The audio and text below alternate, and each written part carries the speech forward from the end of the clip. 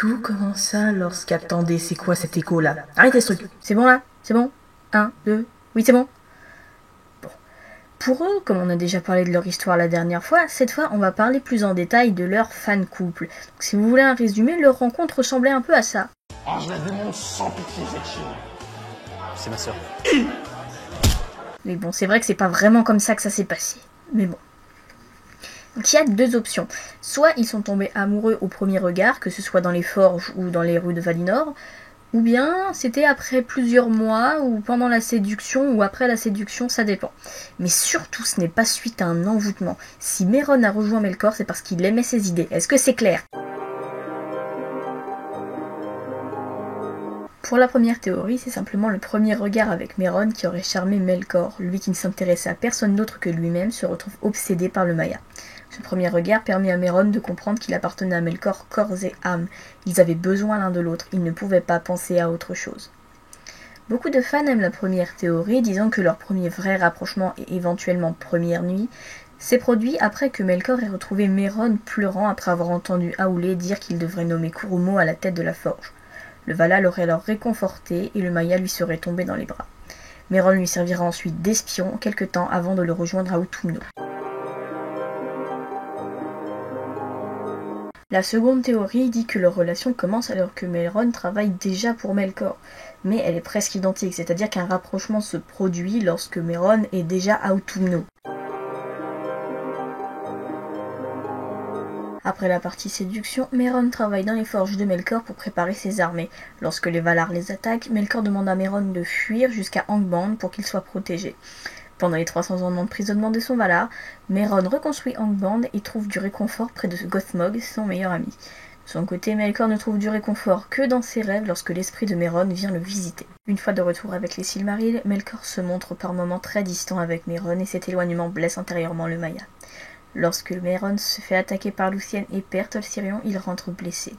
Melkor, venant de perdre un des Silmarils, lui reproche son erreur. Mais lorsqu'il le voit blessé, il réalise qu'il a été dur et recommence à prendre soin de son Maia. Lors de la guerre de la colère, Melkor demande à nouveau à Méron de fuir, ce que le Maia fait à contre-cœur.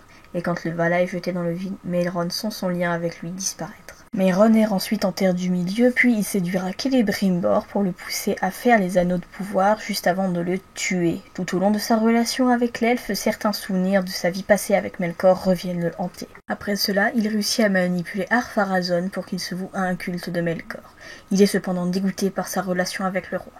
À la chute de Númenor, il regagne le Mordor. Alors attention, la théorie qui suit n'engage que moi là par contre. Sa défaite à la dernière alliance le rend fou et il se transforme en une sorte de veuf nostalgique. Alors ça a l'air débile dit comme ça, mais ça explique pourquoi dans le Seigneur des Anneaux, le capitaine menant l'attaque contre le Mordor s'appelle Gothmog et que le bélier qui sert à détruire la porte s'appelle Grond. Je rappelle que Grond est le nom du marteau qu'utilisait Melkor en combat. À sa dernière défaite, il rejoint Melkor dans le vide. Méron est heureux de retrouver son maître, mais il est triste car il considère avoir échoué dans sa mission de toujours le servir. Melkor chasse cette pensée de son esprit avant qu'il ne commence à préparer leur retour pour le Dagor Dagorath, la bataille ultime. Leur relation est très bien résumée par ces très jolis fanarts que j'ai trouvés il y a peu. Le premier représente la séduction de Méron, Melkor étant représenté en taureau et s'inspire de la légende de l'enlèvement d'Europe par Zeus. Le deuxième, je sais pas trop, c'est peut-être leur mariage. Le troisième, c'est leur puissance en tant que couple. Le quatrième, c'est l'emprisonnement de Melkor et l'esprit de Méron venant le visiter en rêve. Le cinquième, c'est la création des wargs après l'éloignement de Melkor. Oui, parce que Méron a créé les wargs en faisant de la couture. Le sixième, c'est l'amusement que Méron retire lorsqu'il torture des elfes.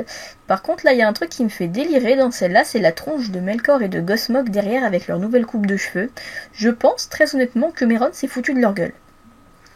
Le septième, c'est la façon dont Méron s'amuse après l'éloignement de Melkor. D'ailleurs, on salue à Maetros au milieu de la photo qui est en train de s'en prendre plein le cul.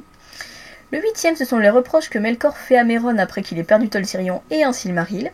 Le neuvième, ce sont ses remords lorsqu'il se rend compte qu'il ne s'est pas assez occupé de Méron alors qu'il le préfère pourtant au Silmaril.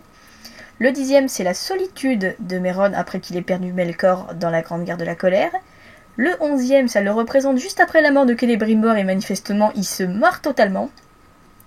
Le 12e, ce sont ses deux visages, soit Tar Méron à Númenor et Sauron le Seigneur des Ténèbres en Terre du Milieu.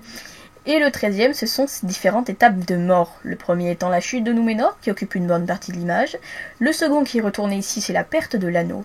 Et la dernière qui est retournée ici, c'est sa destruction finale.